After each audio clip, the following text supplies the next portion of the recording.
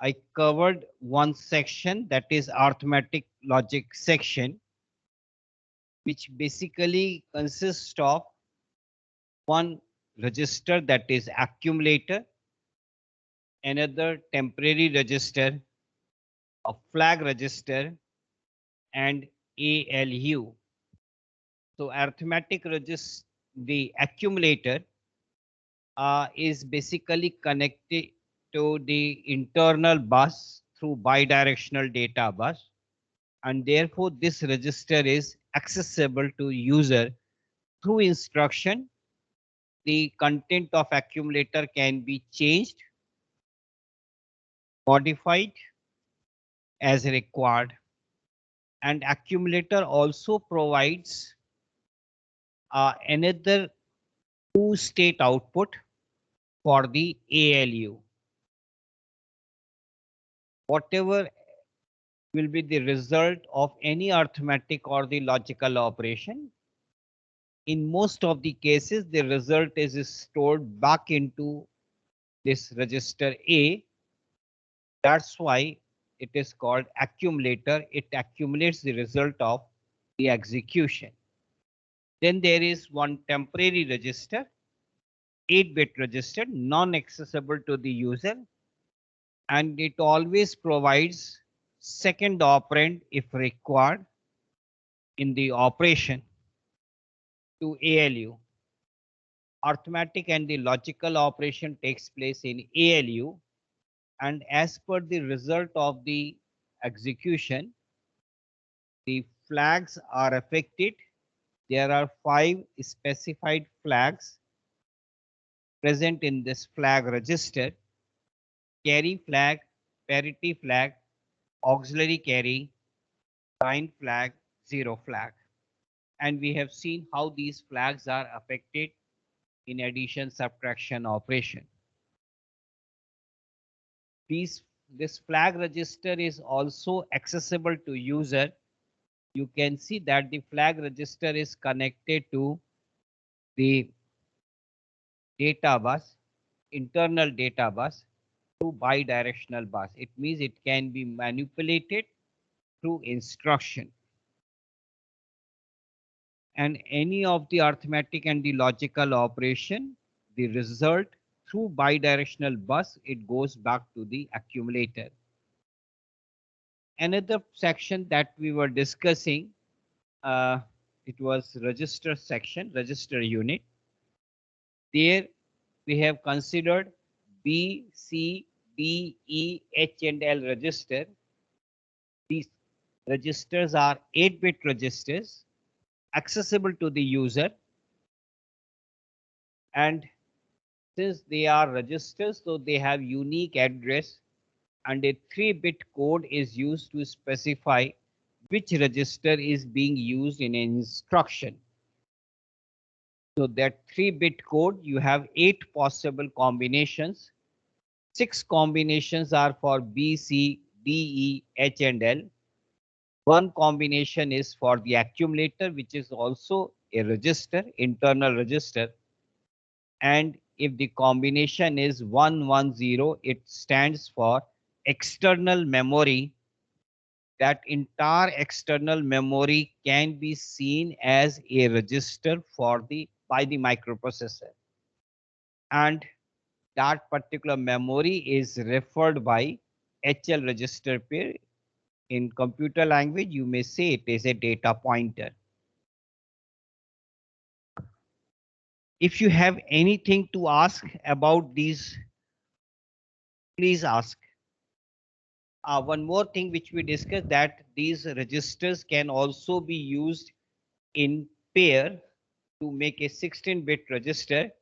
So you have BC register pair, you have DE register pair, you have HL register pair, and to specify these register pair in any of the instruction, a 2-bit code RP is used, and this 2-bit code RP, you have 4 combinations: 00, 01, 10, 11.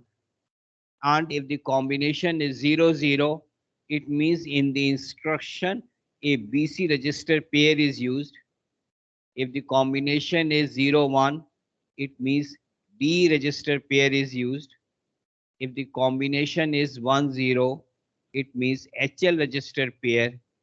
And if the combination is 1, 1, it means another register pair SP high and SP low stack pointer. We'll see this in detail. If you have any doubt about these, please ask.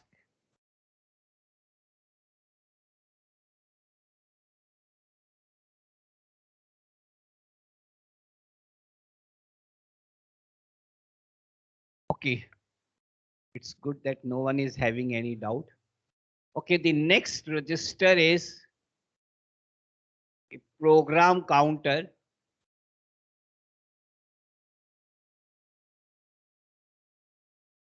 In short, PC.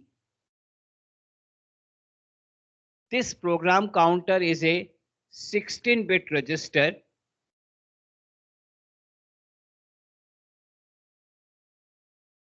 and it is user accessible. Through instruction, the content of program counter can be changed. Now, what is it? Is a special purpose register, not a general purpose. B, C, D, E, H, L, they are basically called general purpose registers. You can put the data in these registers during the execution of the program. But program counter is a special register, specific purpose register.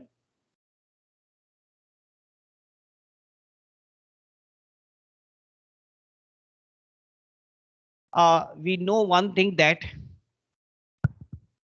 the basic job of the processor is to manipulate data, transform data, and for that it executes the program. And what it does for executing the program, it fetches the instruction from the program memory, it decodes the instruction, and then it executes the instruction. Now, whenever it wants to fetch the instruction from the program memory, it wants to read the instruction from the program memory, it means the address of the memory where the instruction is stored, that is to be put on the address bus. Then only that particular instruction can be fetched. Now, this address of the memory from where the instruction is to be fetched, it is basically the job of the program counter. You can note down few lines.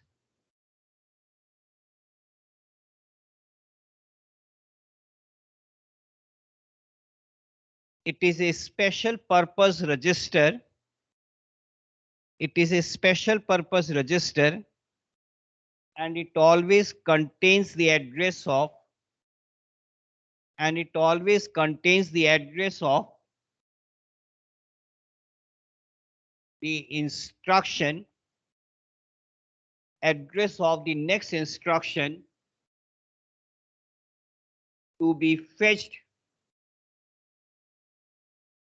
from program memory.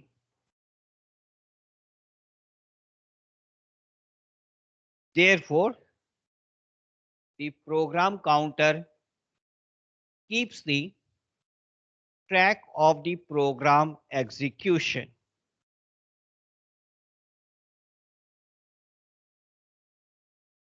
Say, for example, this is your memory, program memory, and these are the address memory locations. We discuss in one of the class, as far as the instructions are concerned, either you have a single byte instruction or you have a 2-byte instruction or you have a 3-byte instruction in this processor. Now, whether it is a single byte, 2 byte, or a 3 byte, as far as the first byte is concerned, that first byte is always the operation code. We call it in short opcode. If it is a 2 byte instruction, then the first byte is the opcode and the second byte may be a data byte or maybe an address byte. And if it is a 3 byte instruction, the first byte is again the opcode and the second and the third bytes are data or address, depending upon the type of the instruction. So these instructions are stored in sequential memory locations like this. This may be instruction 1.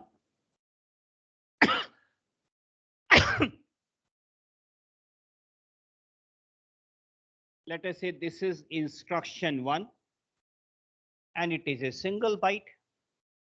It means in the next memory location, you have instruction 2. It may be a 2 byte instruction.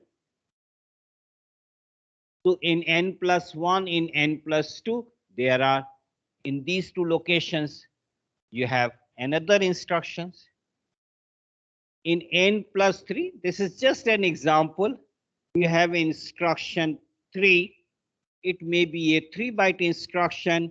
So in n plus 3, n plus 4, n plus 5, you have these. Now, the processor has to fetch the instruction from the program memory, and if it wants to fetch the instruction from this particular location, then this is the address which is to be sent to the address bus. And this address is basically provided by the program counter. So what the program counter does, in the very first state T1,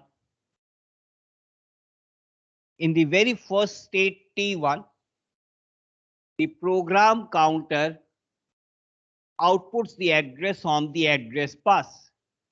So higher byte goes to A15 to A8. This is how you can represent. And the lower byte address from the program counter, it goes to AD7 to AD0 lines.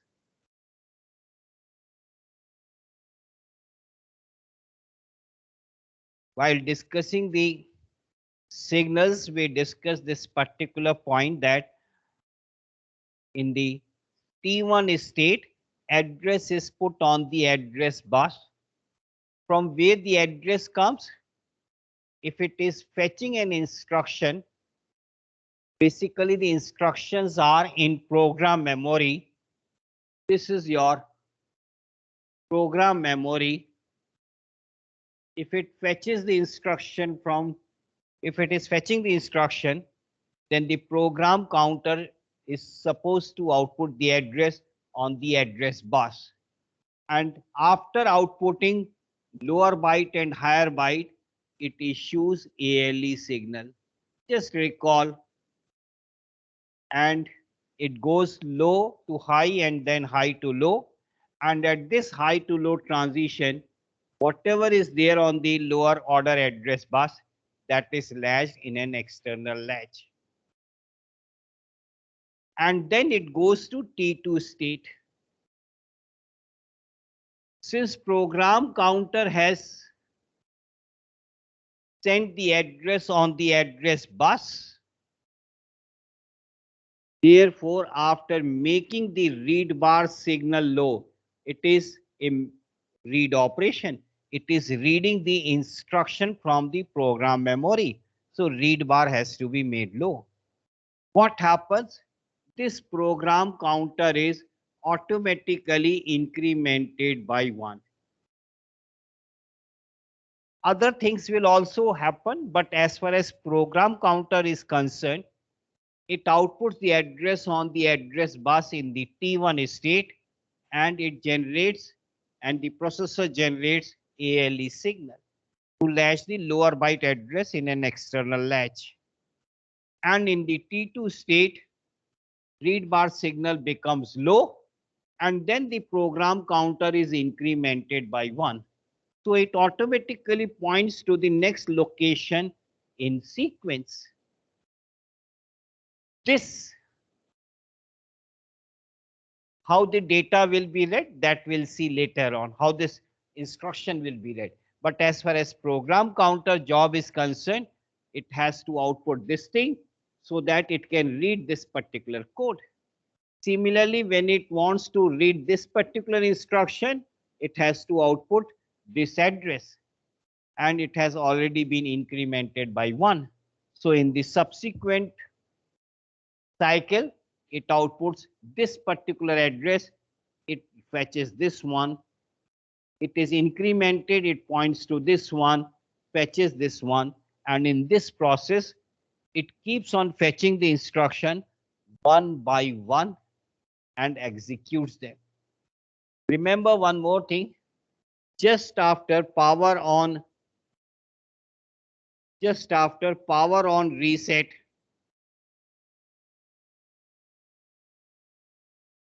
program counter is automatically initialized with 0000 hexa. So if this is your entire memory starting from 0000 to FFFF hexa, processor fetches the very first instruction from this location.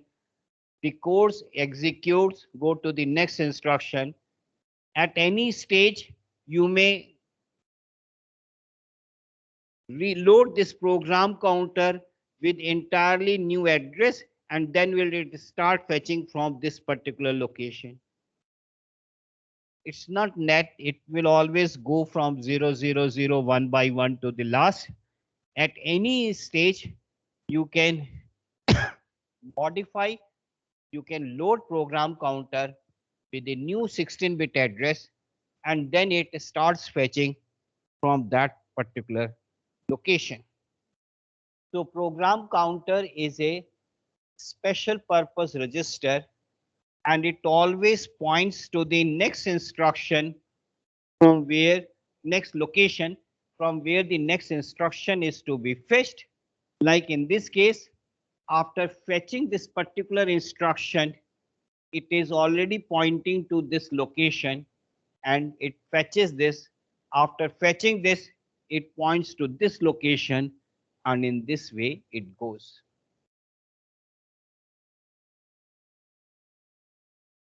Then the next register is a stack pointer.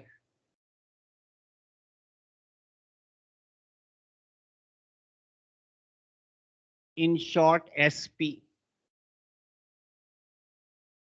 This is also a 16-bit register accessible to the user. Now, before understanding stack pointer, let us see what is a stack. Say what happens while executing the program. It you need some rough space. You have internal registers. You can put the data on in those internal registers.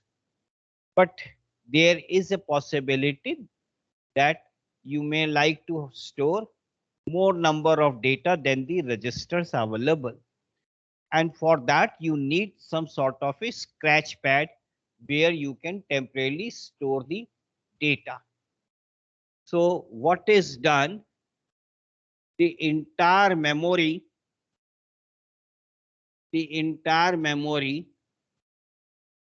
which is basically having two parts. One is read-only memory, another is read-write memory. Read-only memory is basically used for program, and your program is available in this particular memory. I can say it is from 0000 hexa. It is FF hexa. It is for the, just recall how we have interfaced the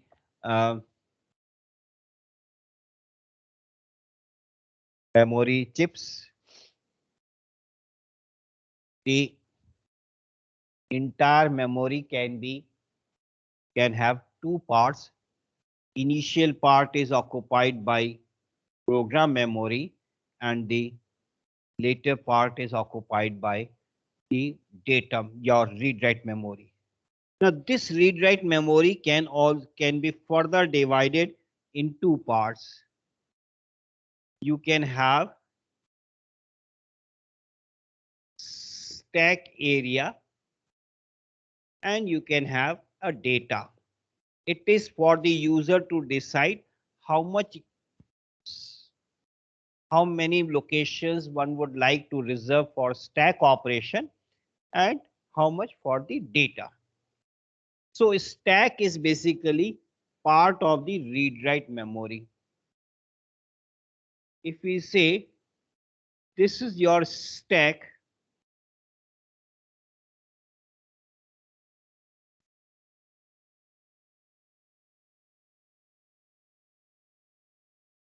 these are the locations.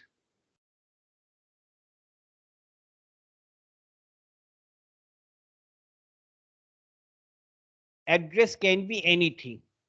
Say for example, the address is 2500 hexa to 2700. This address, this area we have kept for the stack. Now,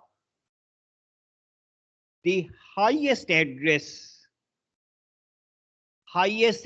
is called bottom of stack. The highest address which we have reversed, which we have reserved for the stack, highest address is called the bottom of the stack. And just to tell the processor that this is the bottom of the stack, we use stack pointer and initialize this stack pointer with this address. The instruction can be something like this: LXI SP 2700 hexa.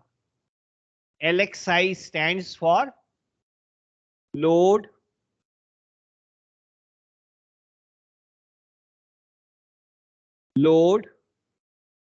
immediate. Load immediate register pair SP. Load immediate register pair SP with 2700 hexa. Meaning of the instructions will be clear gradually as we keep on discussing more and more instructions. But through this particular instruction, one can define what is the bottom of the stack. When we define the bottom of the stack, it means this is bottom. Now anything which you can push on the stack, it will go to these locations. For example,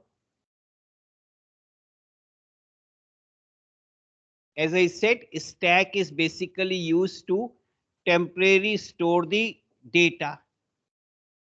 You have something in B register and in C register. You want to store this particular data on the top of the stack. So there is an instruction called push B. Push B means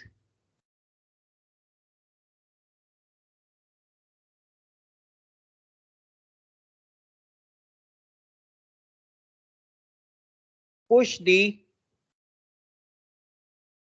contents of B and C registers on top of stack. Now you might be getting confused, bottom of stack, top of stack. Bottom of stack is the highest address. And once you have defined, you may also call it right in the beginning. This is the top of the stack. Means up to this it is full. When you push something, what happens? The content of B register goes to this location, content of C register goes to this location, and this stack pointer, it moves up. Now the stack pointer is pointing to this particular location. So basically it is decremented by 1 first, and it is further decremented by 1 so that it points to this location. You have initialized with 2700 at this point. When you push something, now stack pointer is having 2700 minus 2, so it is 26FE hexa. Once you push something on the top, then stack moves up and the stack pointer is decremented by 2. If you want to push, let us say, the contents of B and E register, then the instruction is push B.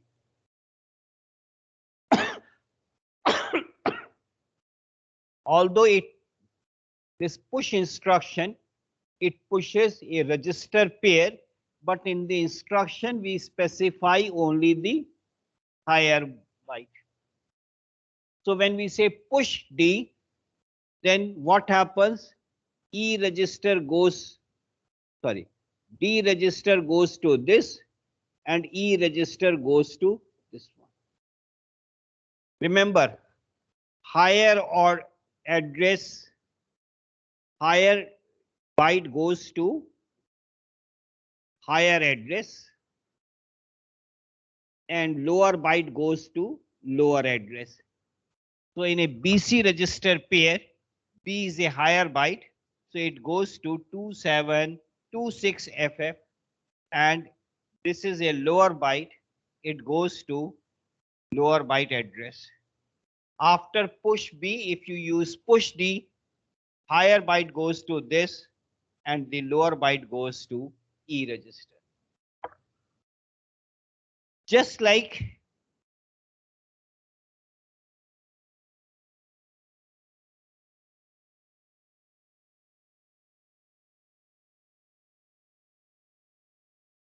and now the stack pointer is pointing to this particular location. Every time you push something, stack moves up and the stack pointer is decremented by 2. Just like push, you have the pop instruction. Pop means it will retrieve the data from the top of the stack and put it in the register pair. If I say pop D, then whatever is there on the top of the stack, that basically goes to D register pair. Stack moves down and the stack pointer is incremented by 2. If we say pop C, pop B, then Whatever is there on the top of the stack, that goes to BC register pair, and the stack moves down. Stack pointer is further incremented by 2. So stack is basically used to store the data for the time being. If you have used the instruction like this, push B first so that you can save B and C register. Then you have used an instruction, let's say push D, so that you can save D and E register. And after doing some work, you want to get these registers back. So you have to use pop instruction. But the sequence in which you have pushed the data on the top of the stack one by one, you have to retrieve the data in a reverse sequence. First pop D, so that the data from the top of the stack goes to D register pair. And then you should use pop P, so that data now from the top of the stack goes to BC register pair. If you, instead of doing this, if you have used the instruction pop B first and pop D next, then what happens? Whatever is there on the top of the stack here at this point, that data goes to BC register pair, and then this will go to D register pair. You have means the data has gone to different register. This stack is basically called LIFO, last in, first out. Last in, first out stack.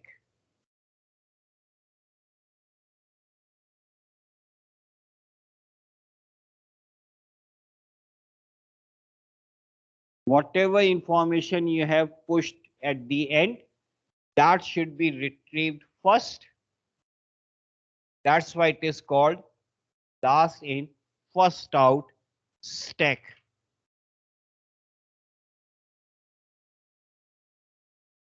And after pushing anything, stack moves up, and then we say it is the top of the stack.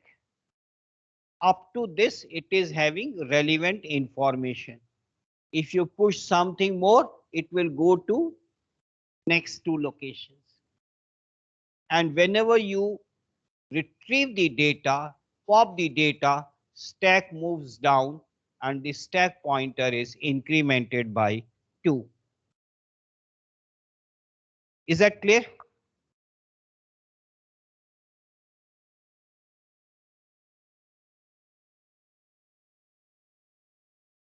Please respond. Is it clear?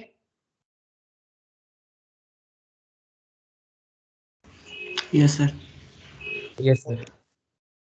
Okay. Now the next registers are W and Z register.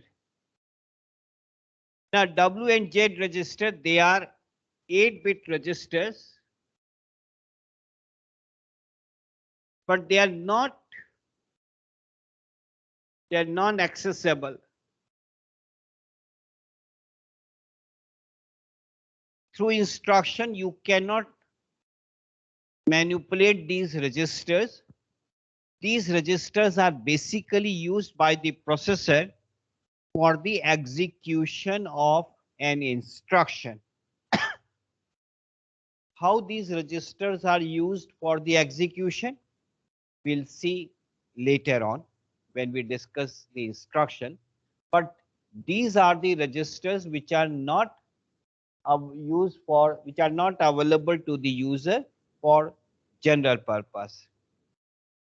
You may use processor make use of these registers as 8-bit register, or it can also be used as a WZ register pair, just like BC, DE, HL and stack pointer.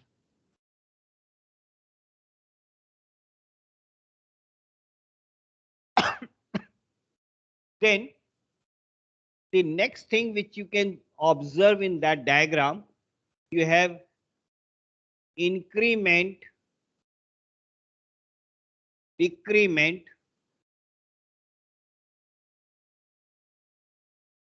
register, address latch.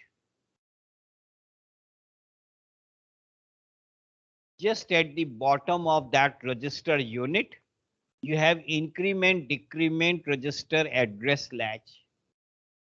What is this? So this particular uh, latch has two functions. First, it selects the source of address. Selects the source of address means normally address comes from program counter. That's what we have seen. To fetch the instruction from program memory. Address may come from stack pointer whenever it is pushing something or popping something in stack area. So the stack pointer will decide in which address the data should go or from which address the data should be read. Address may also come from BC register pair in some of the instruction. Address may also come from D register pair in some instruction. Address may also come from HL register pair, good number of instructions, and in some of the instructions, address may also come from WZ register. So out of these several sources, from which particular register or register pair the address is to be picked up, that is one job of this particular block. And then this address is sent to higher order address goes to address bus buffer,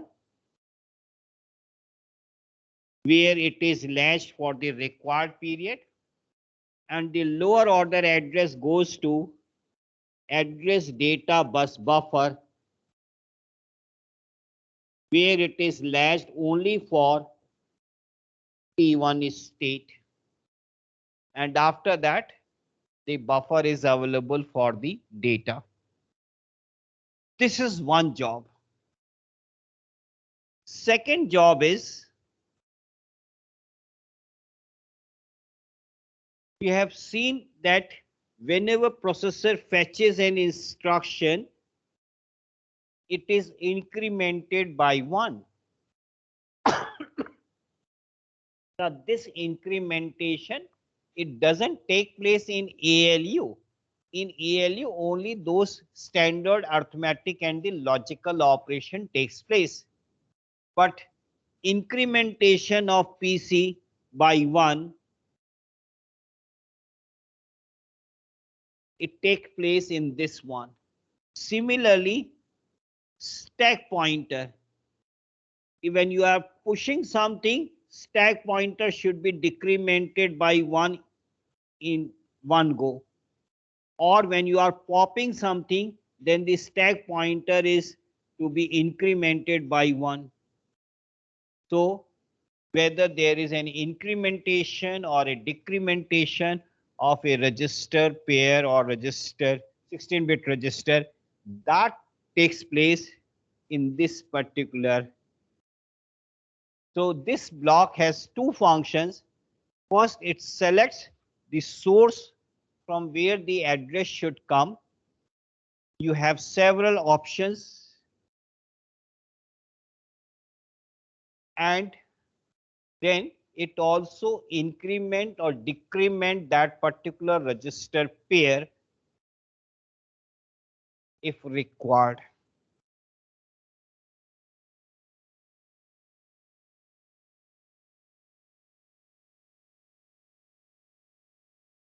You have, this is your register unit. That's what we have seen.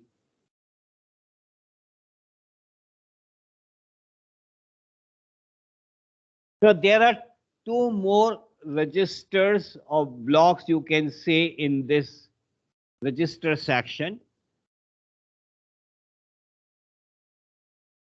One is instruction register, and it is connected to this. Now, whenever processor fetches the instruction, there are three possibilities we have seen: single byte, 2 byte, or a 3 byte. But the first byte is the opcode of the instruction. And this opcode is having the entire information about the instruction, like move A to B. Each bit of the instruction is having a meaning, and the opcode of the instruction, when it is read through this data bus, it goes to the instruction register, which is an 8-bit register. So the opcode of the instruction, it goes to instruction register, and from instruction register, this information is passed on to instruction decoder. Now here, each bit of the opcode is decoded to know what is the meaning of instruction. And to execute this instruction, what are the steps to be taken by the processor further. And this instruction decoder, it then sends the signal to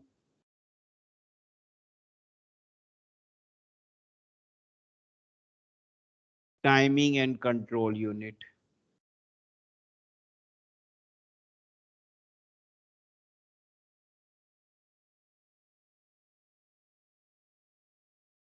The first byte of the instruction, which is the opcode of the instruction, it is read and it is put in this instruction register. From instruction register, it is automatically moved to instruction decoder, where it is decoded, and only after decoding each bit of the instruction, processor comes to know the meaning of the instruction, what are the actions to be taken by the processor further to execute this instruction, whether more read operations are required, or write operations are required, or IO read operation, or IO write, or something else. Whatever is required, that will be decided by this instruction decoder. This instruction decoder is internally having, you can say, a mini computer, which gives in signals to this timing and control unit to take appropriate action, generate necessary signals for the operation. Now let us see timing and control unit.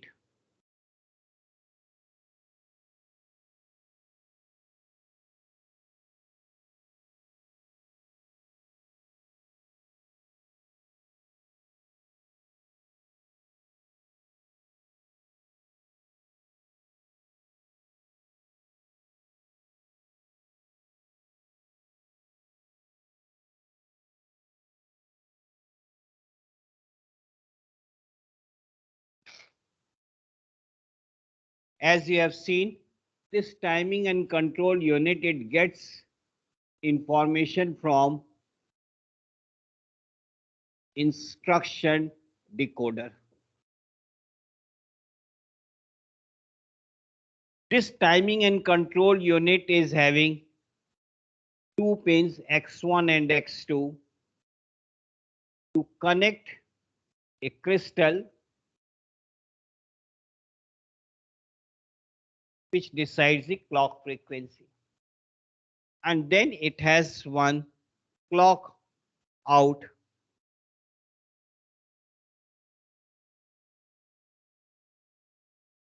to read or write anything from the memory or IO device. It issues read bar or write bar and IO by M bar. We have discussed these signals. Read bar, write bar, IO by M bar. Then there are few control signals like you have hold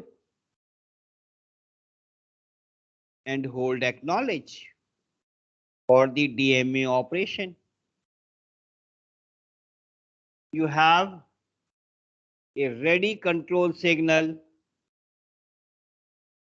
if the external device is slow.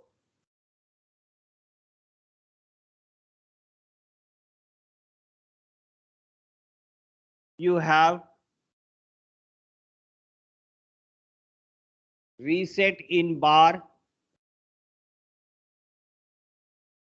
and then reset out to reset the external peripherals.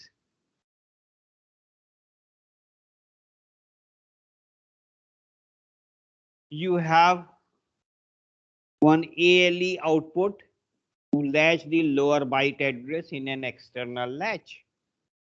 And then you have S1 and S0 status signals to tell the external world what the processor is doing at any time. As far as signals related to interrupt, so they are in the interrupt section, and the signals related to serial, they are in the serial section.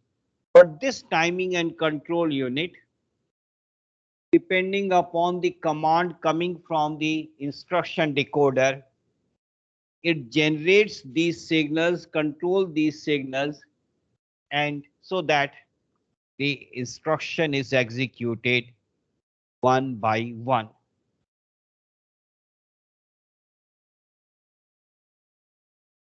Now to execute the instruction,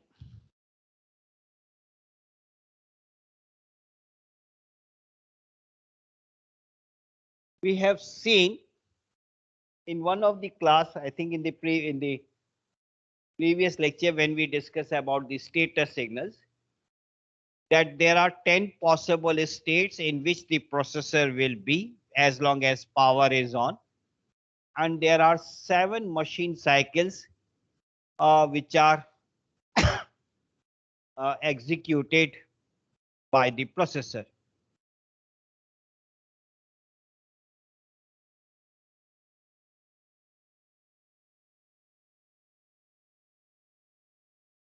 And these machine cycles are opcode fetch machine cycle, in which it fetches the opcode. It may be memory read machine cycle. It may be memory write machine cycle. It may be IO read machine cycle. Or it may be IO write machine cycle. Maybe bus interrupt acknowledge machine cycle. Or it is a bus idle machine cycle. These are the 7 machine cycles.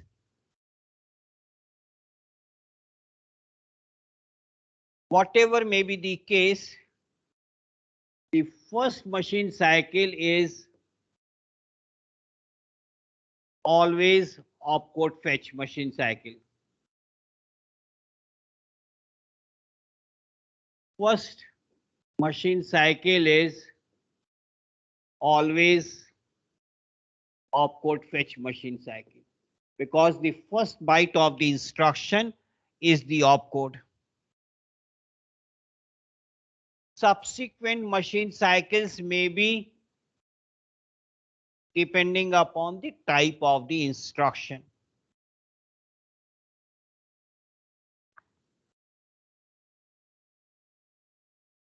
Now, whenever instruction is to be executed logically, the entire instruction must be fetched. To fetch an instruction, to fetch any instruction, you can say, to fetch any instruction, one instruction cycle is required.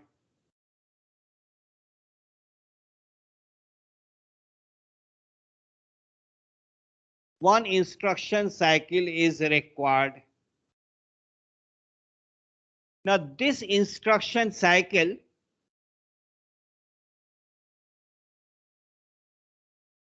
it may have only opcode fetch machine cycle if the instruction is a single byte.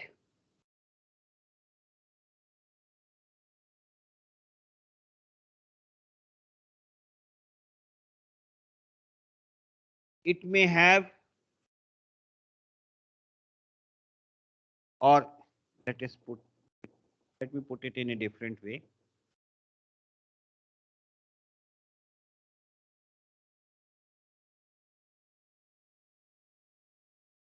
Every instruction needs one instruction cycle for its execution. And this instruction cycle consists of 1 to 5 machine cycles. And we can show it like this.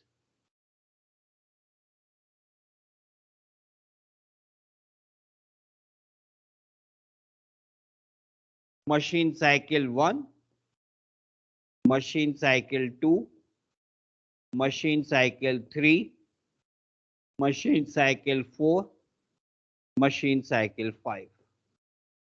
These are 1 to 5. These are the possible.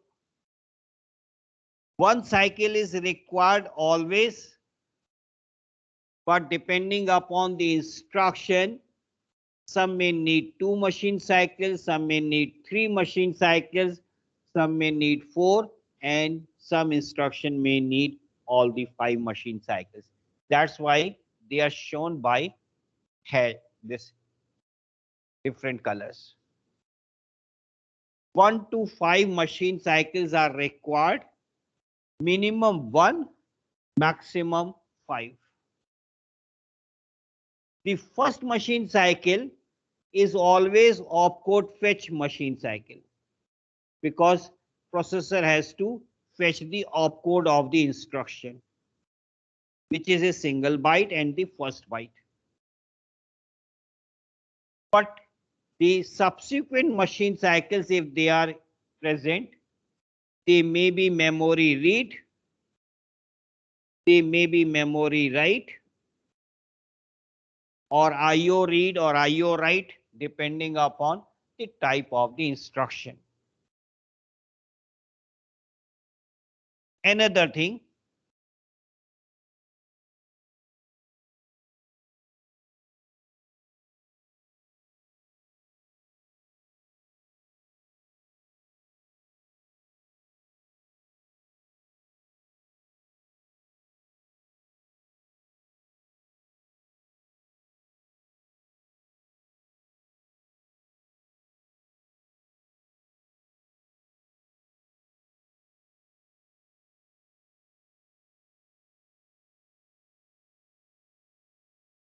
So this is machine cycle 1, and there are 2, 3, 4, and 5.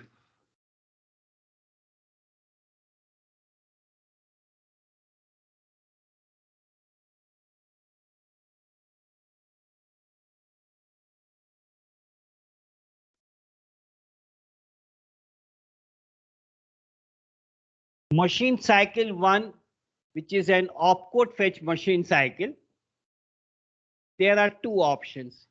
Either it is having 4 states or it is having 6 states: T1, T2, T3, T4, T5, and T6. Every opcode fetch machine cycle will not be same. Either there are 4 states: T1, T2, T3, T4, or there are 6 states: T1 to T6. That's why T5 and T6 are shown in a different form.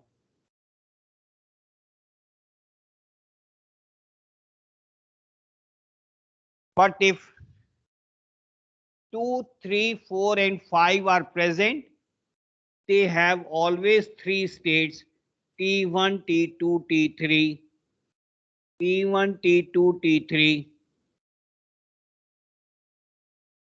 T1, T2, T3, T1, T2, T3.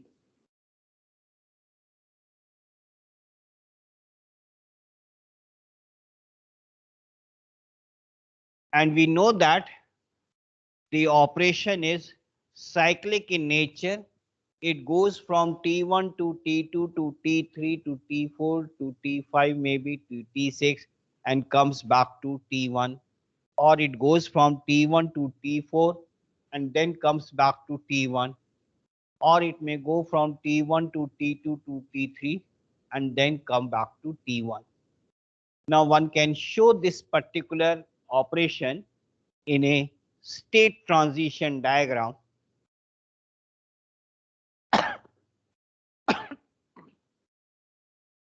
And that we can represent like this.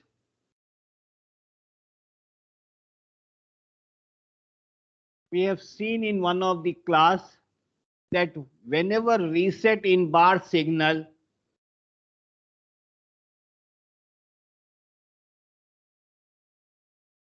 is 0, whatever may be the state of the processor, it goes straight way to reset its state. And as long as the signal is low, as long as reset in bar signal is low, it remains in this particular state. And whenever this signal becomes high,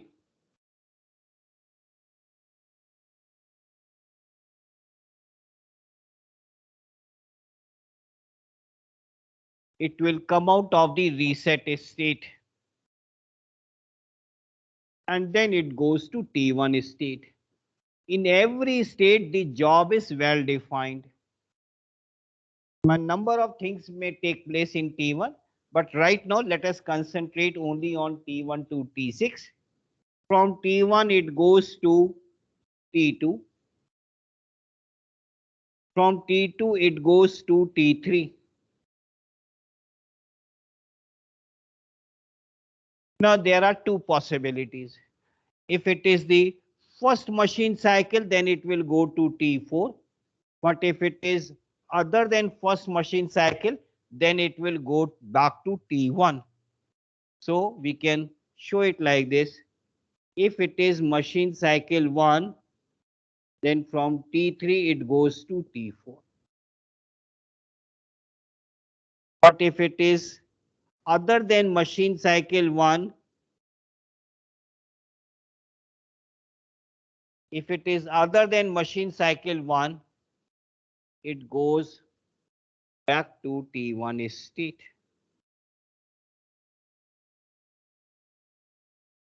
If it goes to T4 state, again it has to make a check whether this particular instruction, whether this particular cycle needs 6 states or it needs 4 states.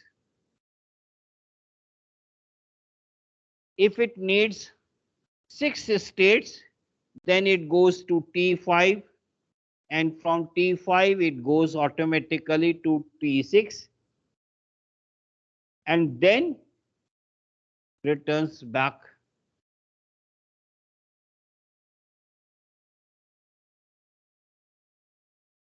But if the current cycle needs only 4 states, directly from T4 it goes to T1.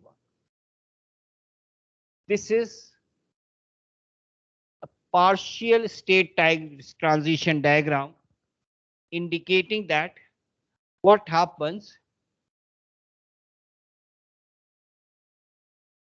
whenever reset in bar signal becomes low, it goes to reset state, remains in this state as long as the signal is low. When the signal becomes high, it goes to T1 state. From T1, it goes to T2, to T2 to T3, depending upon whether it is the first machine cycle or the subsequent machine cycle. It may either return back or it may go to T4. It may decide, check. Everything is well known to the processor. Once the instruction is decoded, processor knows how to execute that instruction, what are the actions to be taken, in which state it is supposed to go from a particular state. So if it needs 6, it goes to T5, T6 and comes back.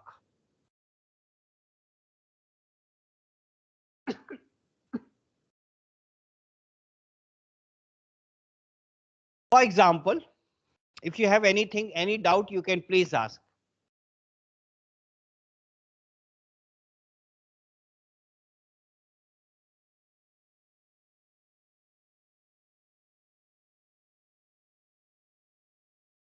Yes, anyone?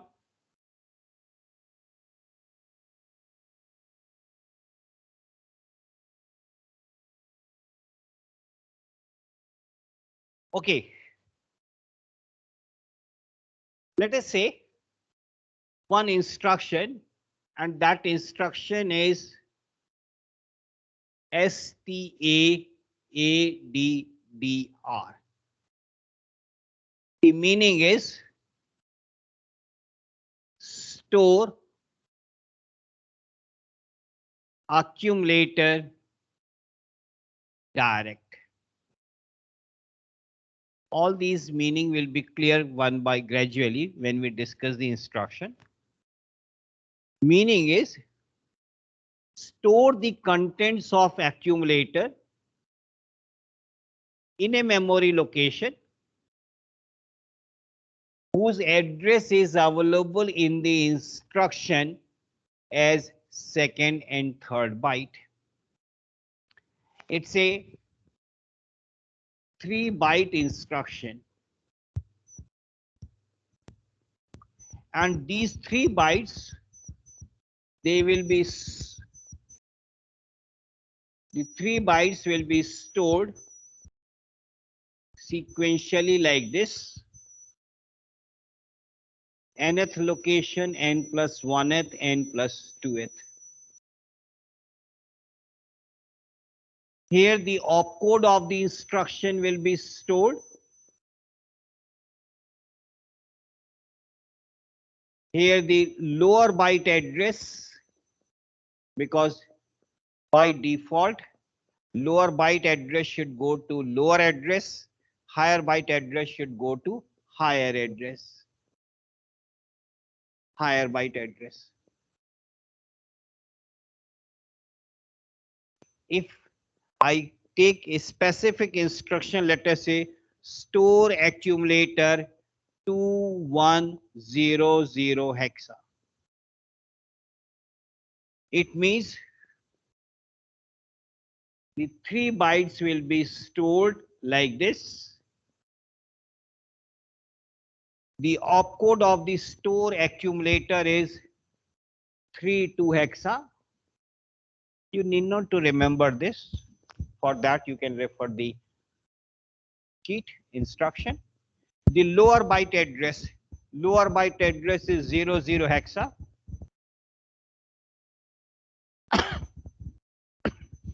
And then the higher byte address, and that is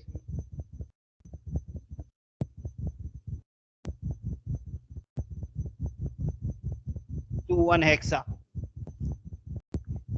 Meaning of the instruction is store the contents of accumulator in a memory 2100 hexa. Now just think logically how this operation should take place.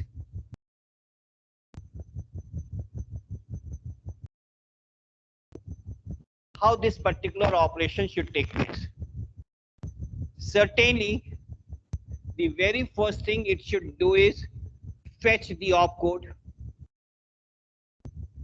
So it executes opcode fetch machine cycle.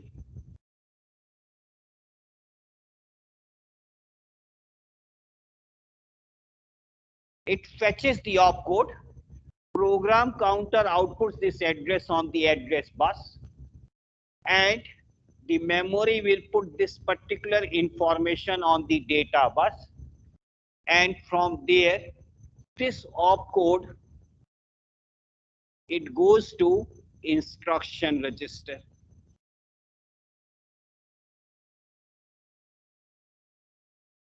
And then it is decoded. In fact, in T1 state, processor outputs the address on the address bus. In T2 state, it makes the read bar signal low. And in T3 state, when it makes the read bar signal high, the data from the data bus is read and it is put in instruction register.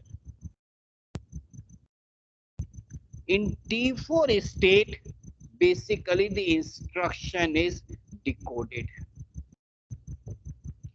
And after decoding the instruction, processor comes to know the instruction is store accumulator address. And since it is a 3-byte instruction, it means it has to fetch the remaining 2 bytes also. But the remaining 2 bytes are not the code, they are basically the address. So what it does, it executes a memory read machine cycle. After fetching this particular code, program counter has already pointing to this particular, it has been incremented and it is now pointing to this location. So it reads this particular information, and this lower byte, can you guess where this lower byte will be saved when it reads? This lower byte address, it reads from the program memory, but it cannot execute the instruction just at this point because the entire instruction should be fetched first. When it knows that the address is 2100, then only it can execute it. So when it fetches the second byte of the instruction, which is the lower byte of the address, can you guess where will it store this particular byte? Anyone?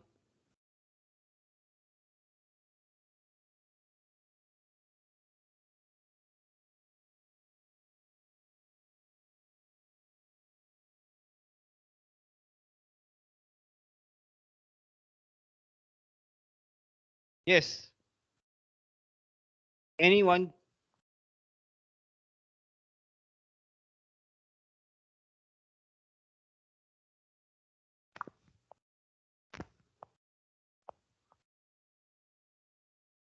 Please answer. Where will it store this particular information? because when it reads, it has to store it.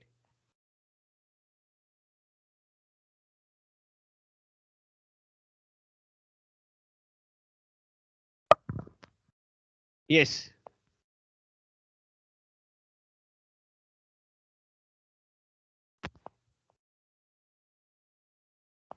It stores this information in Z register because it is a temporary storage. You have not directed it to store to Z register, it stores it in Z register, and after fetching this particular byte, program counter is automatically incremented by 1. Now it is pointing to this location. So it executes one more memory read machine cycle, and it fetches the third byte of the instruction, which is the higher byte of the address, and put it in W register. So basically, there are 3 fetch operations required. One is for the opcode and 2 are for the second and the third byte. Instruction is not executed. Right now, the address where the data is to be stored is available in WZ register. And now this operation is required. So what it does, data is to be written from the accumulator to a memory whose address is available now in WZ register. So it executes a memory write machine cycle. WZ register outputs the address on the address bus, and the data from the accumulator is put on the data bus, and write bar signal is issued, which then writes the data in this particular memory location. You can see that. Just think logically that how the instruction is stored and how it can be processed. It is a logical device and it has to work in a logical manner. So first it fetches the opcode of the instruction, decodes it in T4 state, and it will come to know the instruction is store accumulator. And since it is a 3-byte instruction, so one by one, 2 more memory read operations will be performed, where it reads the second and the third byte of the instruction, put them in WZ register, and then it executes the instruction, which means memory write operation. The address comes from WZ and data comes from accumulator, and then the write operation takes place.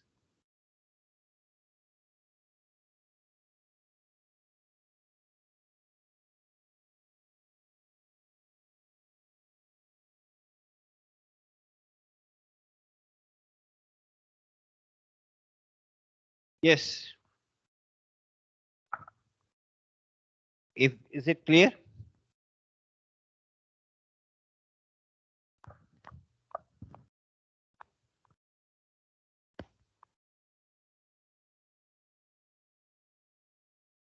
If you have doubt, you can ask.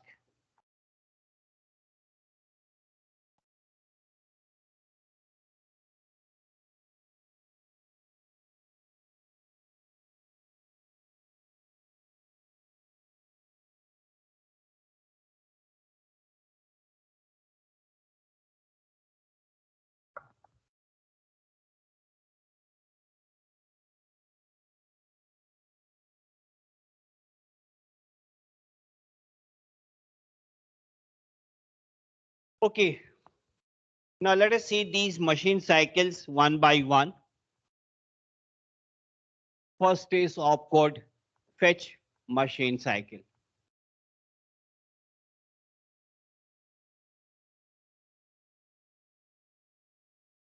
Now it is an opcode fetch machine cycle.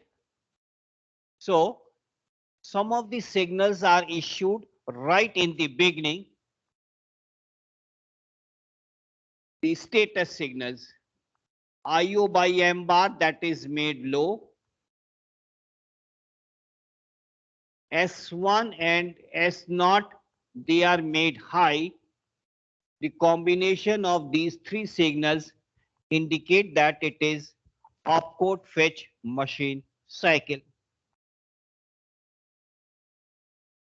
So in the T1 state, program counter outputs the address on the address bus.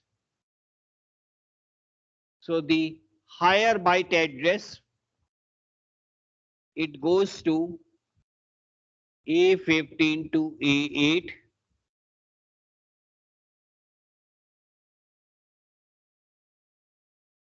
The lower byte address, it goes to AD7 to AD0. And then ALE signal is issued. This is the job done by the processor in the T1 state. It automatically goes to T2 state. Since it is a read operation, read bar signal is made low right in the beginning. And since program counter has put the address on the address bus, so the program counter is incremented by 1.